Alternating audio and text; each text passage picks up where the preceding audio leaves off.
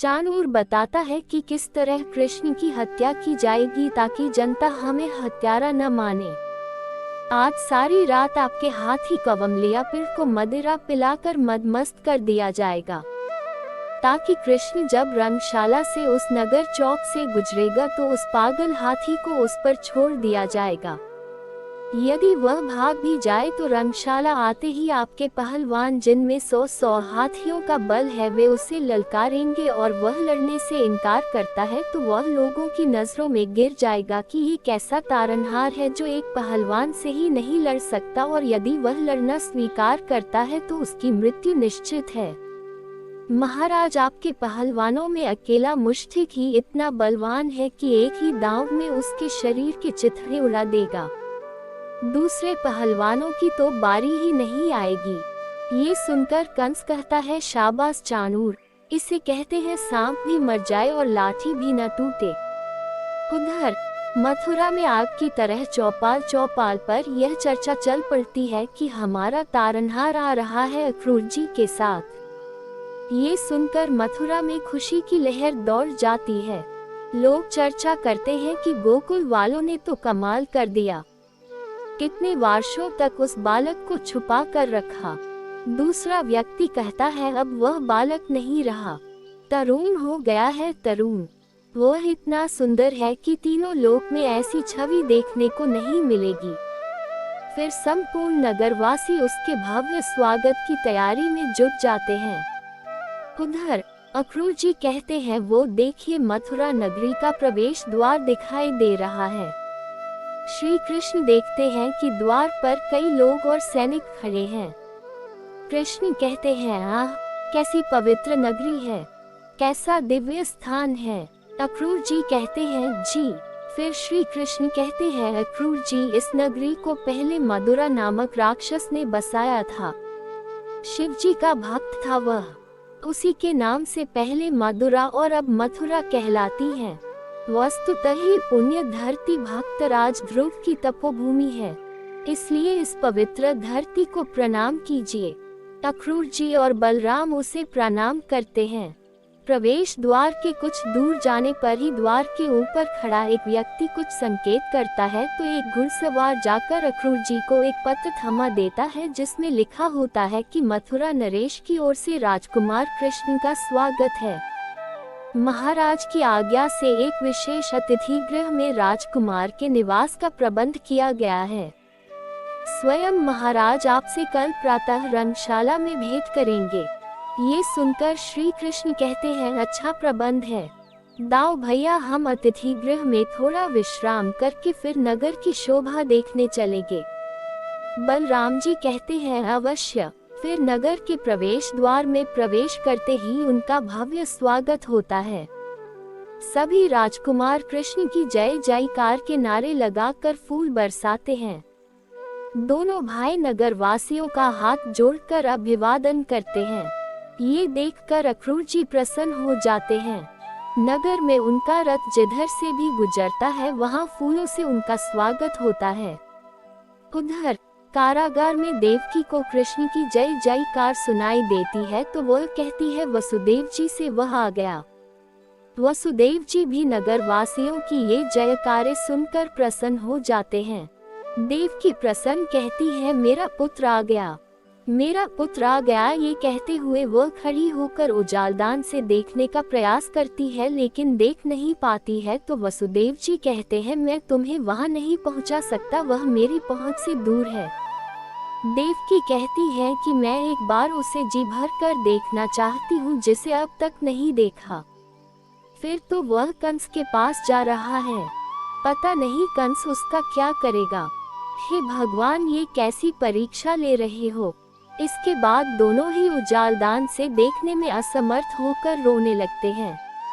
वसुदेव जी कहते हैं, यदि भगवान पर विश्वास करती हो तो उसकी शक्ति पर भी विश्वास करो। देख नहीं रही हो कि यह कितना बड़ा चमत्कार है कि कंस की नगरी में उसकी जय जयकार हो रही है। फिर उधर एक बूढ़ा व्यक्ति कृष्ण को हार पहनाने के लिए उतावला होता है। वह श्री कृष्ण के रथ के आगे गिर पड़ता है। श्री कृष्ण सारथी से रथ रोकने के लिए कहते हैं। श्री कृष्ण रथ से नीचे उतरकर उस बुरे व्यक्ति को उठाते हैं। वह श्री कृष्ण के गले में हार पहनाकर रोते हुए उनके हाथ जोड़कर कहता है कि एक दिन मैं गर्गमुनि के पास गया था। मैंने पूछा था कि मैंने ऐसा कौन सा पाप किया है जो मुझे कंस के लिए रोज माला बनाना पड़ती है। तो उन्होंने कहा था कि एक दिन मैं जगत के तारनहार श्री कृष्ण के गले में फूलों की माला डालूंगा तो मेरे सारे पाप कट जाएंगे। आज उनका वचन सत्य हो गया। प्रभु, मेरा जन्म सफल हो गया। ये कहते हुए वह माली श्री कृष्ण के चरणों में लेट जाता है। श्री कृष्ण उसे उठाकर कहते हैं, आज से हम तुम्हारे ही हाथों की बनी माला पहनेंगे। ये कहकर श्री कृष्ण पुनः रथ पर सवार हो जाते हैं। उधर कारागार में देवकी घबराती है कि अब न जाने कंस मेरे लाल के साथ क्या करेगा। तब वसुदेव जी कहते हैं कि देवी, मुझे लगता है कि जो आकाशवाणी हुई थी उसके सत्य होने का समय आ गया है। चिंता के अंधकार से निकलो, आशा का सवेरा होने वाला है। दूसरी ओर कंस का एक सेवक अतिथि गृह में आकर श्री कृष्ण और बलराम से कहता है कि महाराज की आज्ञा है कि आपकी सुख सुविधा में कोई त्रुटि ना हो, इसलिए आप कोई भी इच्छा व्यक्त करने में संकोच न करें। चारों ओर सेवक हर घड़ी उपस्थित रहेंगे। श्री कृष्ण ये सुनकर कहते हैं कि महाराज को हमारी ओर से धन्यवाद कह दीजिएगा। सेवक के जाने के बाद बलराम जी कहते हैं, सुंदर, क्या आप भगत हो रही है? वाह। तब अक्रूर जी कहते हैं कि लगता है कंस कोई गहारी चाल चल रहा है। श्री कृष्ण मुस्कुरा देते हैं। तभी विशेश्वर नामक गुप्तचर भेष बदलकर कक्ष में आकर अक्रूर जी को बताता है कि विशाल बगीचे में और नरोत्तम रसोई में नौकरी कर रहा है। तब अक्रूर जी कहते हैं कि नरोत्तम से कहना कि वह दृष्टि रखे, कहीं कंस के लोग भोजन में कुछ मिला न दें। गुप्तचर कहता है, स्वामी, इसलिए तो उसे वहां नौकरी पर लगाया गया है। ये सुन और देखकर श्री कृष्ण बलराम जी से कहते हैं, दाऊ भैया, अक्रूर जी तो अपने कार्य में व्यस्त है, चलिए हम चलकर तब तक रंगशाला देख आते हैं। देखिए तो कि कल के उत्सव की क्या तैयारी हो रही है। ये सुनकर गुप्तचर कहता है कि आप अकेले जाएंगे। कृष्ण कहते हैं, हाँ। तब गुप्तचर कहता है, नहीं नहीं, वहाँ जाना ठीक नहीं। उसी जगह वह दिव्य धनुष रखा हुआ है जिसकी कल पूजा की जाएगी। इस समय कंस के सैनिकों का पहरा है। तब श्री कृष्ण कहते हैं कि कोई बात नहीं, हम दूर से ही उसके दर्शन कर लेंगे। क्यों अक्रूर जी, इनसे कहिए ना कि हमारी चिंता ना करें। ये सुनकर अक्रूर जी विशेश्वर से कहते हैं, तुम चिंता न करो विशेश्वर, इनकी चिंता का भार हम पर नहीं, हमारी रक्षा का भार इन पर है। ये सुनकर श्री कृष्ण मुस्कुराते हुए कहते हैं, जो चले दाऊ भैया। दोनों अकेले ही बाहर निकल जाते हैं। बाहर एक कुबड़ निकली कुरूप महिला हाथ में दलिया लिए चुपचाप कहीं जा रही थी। श्री कृष्ण को सुगंध आती है तो वे बलराम से कहते हैं कि आहा, कैसी मधुर सुगंध आ रही है। दाऊ भैया, ये सुगंध कहाँ से आ रही है? दाऊ भैया कहते हैं कि सुगंध, यहाँ तो कहीं सुगंध की कोई वस्तु दिखाई नहीं देती। फिर वे कहते हैं, हाँ, केवल वो एक कुबड़ी आ रही है। श्री कृष्ण कहते हैं कि हो सकता है कि उसी के पास से यह सुगंध आ रही हो, चलो देखते हैं। श्री कृष्ण उस कुबड़ी महिला का रास्ता रोक देते हैं। वह कुबड़ी दूसरी ओर से निकलने के प्रयास करती है तो श्री कृष्ण उसे उधर से भी नहीं निकलने देते हैं। वह कुबड़ी कहती है, हटो यहाँ से, हटो, रास्ता छोड़ो। श्री कृष्ण कहते हैं कि कैसे छोड़ दे रास्ता, तुम्हारी इस दलिया से बड़ी दिव्य सुगंध आ रही है, क्या छिपा रखा है इसमें? वह कुबड़ी कहती है, ये तुम्हारे काम का नहीं है, हटो मेरे मार्ग से। तब श्री कृष्ण कहते हैं, अरे सुंदरी, तुम्हें इतना क्रोध शोभा नहीं देता। ये सुनकर वह कुबड़ी दंग रह जाती है कि मुझे सुंदरी कहा। श्री कृष्ण फिर पूछते हैं, कौन हो तुम सुंदरी? क्रोध में भी तुम इतनी सुंदर लग रही हो। ये सुनकर वह कुबड़ी श्री कृष्ण को देखने लगती है। श्री कृष्ण कहते हैं, बोलो ना सुंदरी, कौन हो तुम? तब वह कुबड़ी क्रोधित होकर कहती है, तुमने मुझे सुंदरी कहा, मुझे? श्री कृष्ण कहते हैं, हाँ। तब वह कहती है, पहले तुम ये बताओ कि कौन हो तुम निर्दयी, जो एक कुरूप और कुबड़ी स्त्री को सुनकर कहकर उसकी हंसी उड़ा रहे हो, जिसका लोग कुब्जा कह के उपहास करते हैं और जो लोगों के ताने सुनकर अकेली छिप छिप कर इन सुनी गलियों से जाती है ताकि ये घृणित शब्द बार बार मुझे ना सुनना पड़े। फिर भी किसी न किसी घर से कहीं न कहीं से ये व्यंग्यबाण तो आ ही जाता है कि देखो वो कुब्जा जा रही है, परंतु ऐसा क्रूर उपहास मुझे कभी किसी ने नहीं किया जो तुमने मुझे सुंदरी कहकर किया है। ये कहते हुए वह रोने लगती है। फिर वह कहती है, छेड़ना ही था तो तुम मुझे कुब्जा कह लेते तो मैं सह लेती, परंतु ऐसा शब्द कहकर तुमने मेरे हृदय पर घाव कर दिया है। किसी दुखी व्यक्ति का ऐसा उपहास नहीं करना चाहिए जिससे उसका हृदय छलनी हो जाए। तब श्री कृष्ण कहते हैं, मैंने हंसी तो नहीं उड़ाई सुंदरी, मैंने तो केवल वही कहा है जो सत्य है। तब वह कुबड़ी कहती है, ये सत्य है कि एक कुबड़ शरीर और कुरूप मुख तुम्हें सुंदर लगता है। तब श्री कृष्ण कहते हैं, हाँ। ये सुनकर वह कहती है, हाँ। फिर कृष्ण कहते हैं, देवी मैं किसी के शरीर को कभी नहीं देखता, मैं तो केवल आत्मा देखता हूँ। ये सुनकर कुबड़ी आश्चर्य से देखती है। फिर कृष्ण कहते हैं कि तुम्हारे अंदर जो सुंदर आत्मा है लोग उसे नहीं देखते, परंतु मैं तुम्हारी वो परम सुंदर आत्मा देख रहा हूँ, इसीलिए तुम्हें सुंदरी कहा मैंने। तब वह कुबड़ी कहती है, आत्मा की सुंदरता को किसने देखा है? शरीर तो कुरूप है मेरा, लोग तो उसी को देखते हैं।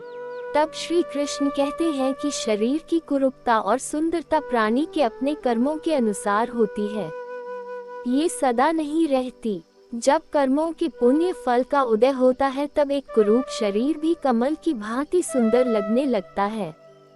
मैं वही देख रहा हूँ। तुम्हारी कुरूपता के अंत का समय आ गया है देवी। जिस श्राप के कारण तुम्हें ये कुबड़ा शरीर प्राप्त हुआ था उस श्राप की अवधि समाप्त हो गई है देवी। ये सुनकर वह कुबड़ी आश्चर्य में पड़ जाती है। श्री कृष्ण कहते हैं, हमारा विश्वास करो सुंदरी, तनिक स्थिर हो, फिर हम अभी दिखाते हैं। फिर श्री कृष्ण उसके साथ से लाठी छुड़ाकर फेंक देते हैं और उसका हाथ थाम लेते हैं। तब वह कुबड़ी कहती है कि ये चंदन और ये अनुराग मैं महाराज कंस के लिए ले जा रही हूँ, सब मिट्टी में मिल जाएगा, वे तो मेरी गर्दन ही काट देंगे। तब श्री कृष्ण कहते हैं कि जिसका हाथ मैंने पकड़ लिया हो उसका महाराज कंस भी कुछ नहीं बिगाड़ सकते। ये सुनकर वह कुबड़ी कुछ भी समझ नहीं पाती है। फिर कृष्ण कहते हैं, हमारा विश्वास करो सुंदरी, हमारे पास आ गई हो तो अब कंस के पास जाना नहीं होगा। यदि इस अनुराग का डर है तो ये डलिया हमें दे दो। कुबड़ी के दूसरे हाथ में डलिया होती है। ये सुनकर वह कुबड़ी कुछ देर श्री कृष्ण को देखने के बाद कहती है, कौन हो तुम? तुम्हें देखकर ऐसा लगता है कि जैसे जीवन भर ये अनुराग मैं तुम्हारे लिए ही बनाती रही हूँ। अंदर से ऐसा लग रहा है जैसे मैं कई जन्मों से तुम्हारी ही प्रतीक्षा कर रही हूँ। तब श्री कृष्ण कहते हैं, हाँ यही सत्य है, कई जन्मों से तुमने हमसे कोई नाता जोड़ रखा है, तभी तो हम आए हैं। कुबड़ी कहती है, मैं जानती नहीं हूँ परंतु अंदर से ऐसा महसूस हो रहा है ये अनुराग क्या अपना सर्वस्व समर्पण कर दूं। ले लो प्रभु, ये सर्वस्व तुम्हारा ही है। जी चाहता है आज मैं अपने हाथ से तुम्हारे शरीर पर इस अनुराग का लेप करूं, जिस प्रकार आज तक मैं उस पापी के शरीर पर लेप करती आ रही हूँ।